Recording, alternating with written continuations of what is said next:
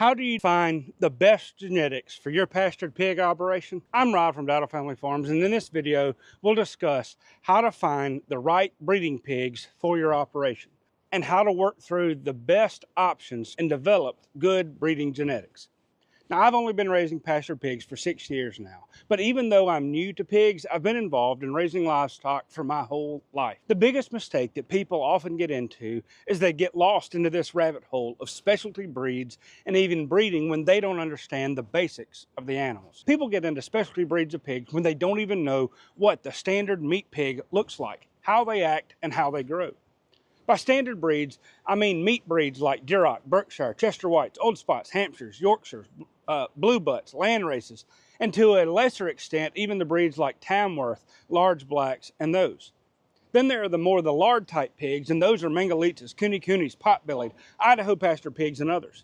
I can't list them all, but how can you get an appreciation for the specialty pigs if you don't know how to raise good quality standard pigs? Also, spending 4 to 5 times the amount of money on something that isn't what your customers want is crazy. It's kind of like buying a Ferrari and going mud riding in it.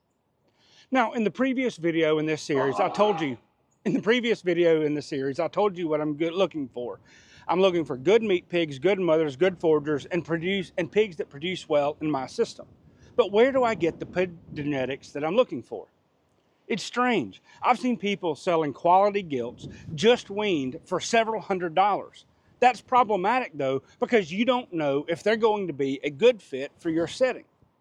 We'll come back to that in a little while. It's been incredibly difficult for me to find good pig genetics for my farm.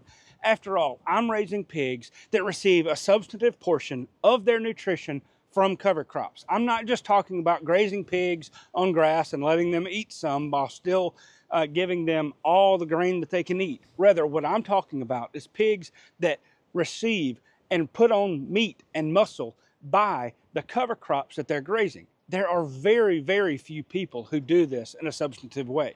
And the problem is that it's hard to find good pastured pig genetics in general. Now, I purchased my Berks from a pastured pig farm in North Mississippi. The boar is outstanding. He's gentle, he's huge, he has good body shape and size, and just what I'm looking for. Also, he's quite virile, and that's another story for another day. In this group, there was 1 gilt and 2 sows that had been accidentally bred by their brothers. After those piglets were weaned, they sold the sows.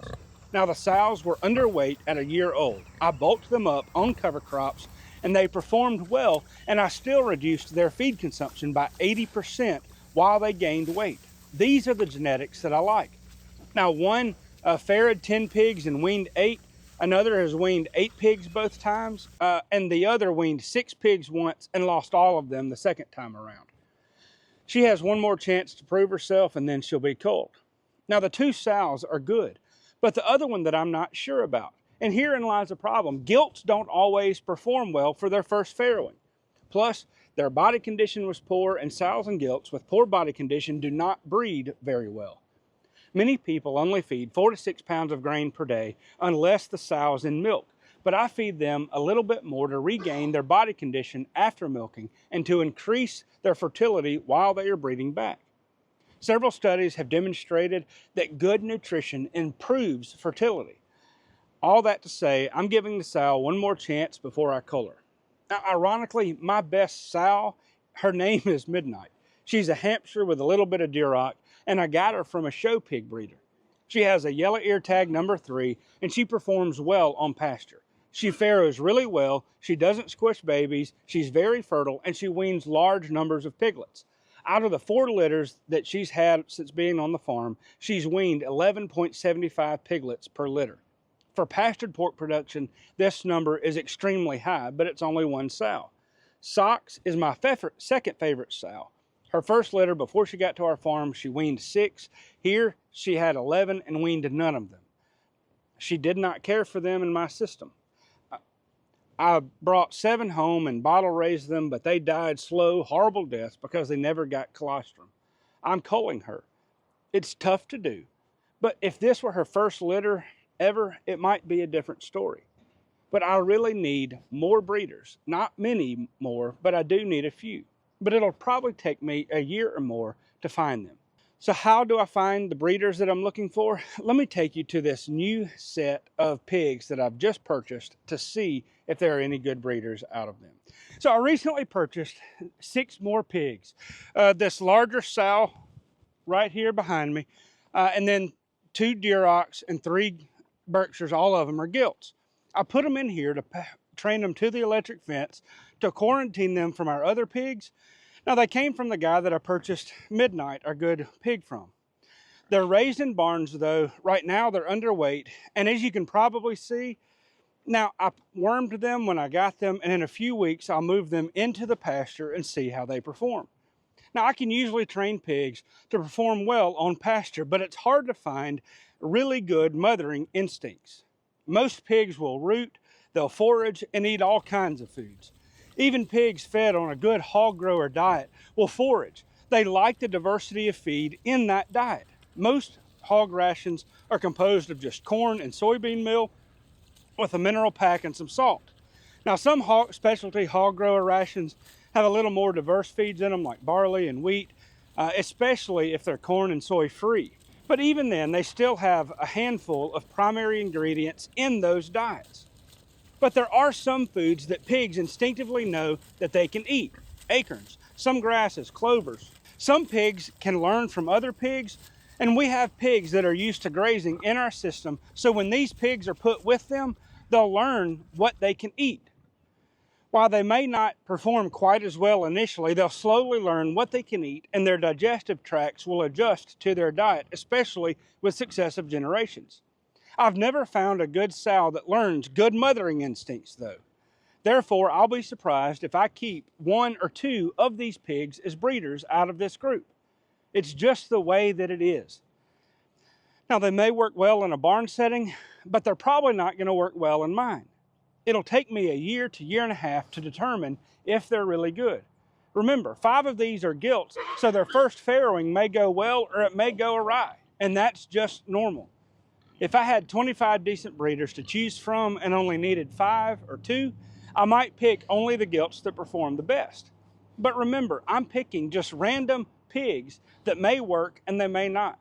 I may have to go through 10 or 15 sows before I find one with decent, good mothering instincts. Now, the first thing is, do they perform well in my system? Can they thrive on cover crops? Chances are they'll do well on them, but they may not do as well as other pigs do.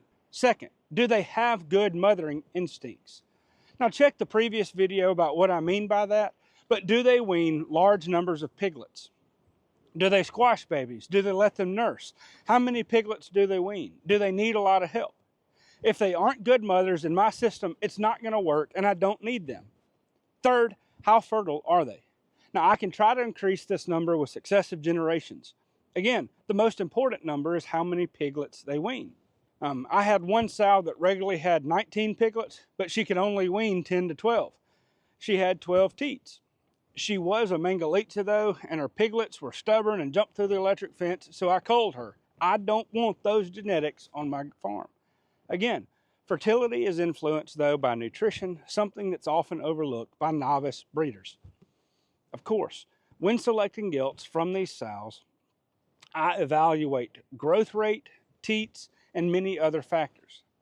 I favor gilts with 7 to 8 pairs of teats, and if she's fertile, she'll be able to feed more of those babies. If the teats aren't there, she just can't feed them, even if her fertility increases. I don't think I'm leaving anything out, but for you, you may have other factors that are important for your setting. You'll have to determine those. I don't know of anyone who is doing what I'm doing, grazing pigs for a substantive portion of their nutrition on cover crops.